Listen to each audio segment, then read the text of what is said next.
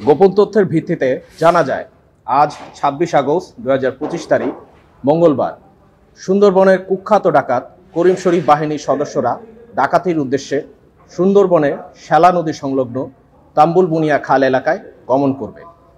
প্রাপ্ত তথ্যের ভিত্তিতে সকাল ৬টায় কোস্টগার্ড বেস মোংলা কর্তৃক উক্ত এলাকায় একটি বিশেষ অভিযান পরিচালনা করা হয়। এ সময় কোস্টগার্ডের উপস্থিতি টের পেয়ে উক্ত ডাকাতরা পালানোর চেষ্টা করে।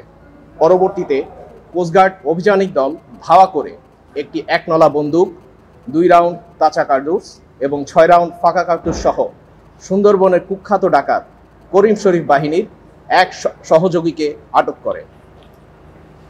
প্রাথমিক জিজ্ঞাসাবাদে জানা যায় আটককৃত ডাকাত আলমগীর হোসেন সাগর বাগেরহাট জেলার মোংলা থানার বাসিন্দা।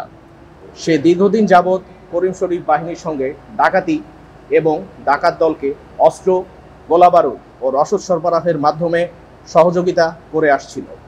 আটককৃত ডাকাত ও জব্দকৃত আলামতের পরবর্তী আইনানুগ ব্যবস্থা গ্রহণের কার্যক্রম প্রক্রিয়াধীন রয়েছে। সুন্দরবনকে দূষণমুক্ত করতে কোস্টগার্ড ভবিষ্যতেও এ ধরনের অভিযান অব্যাহত রাখবে।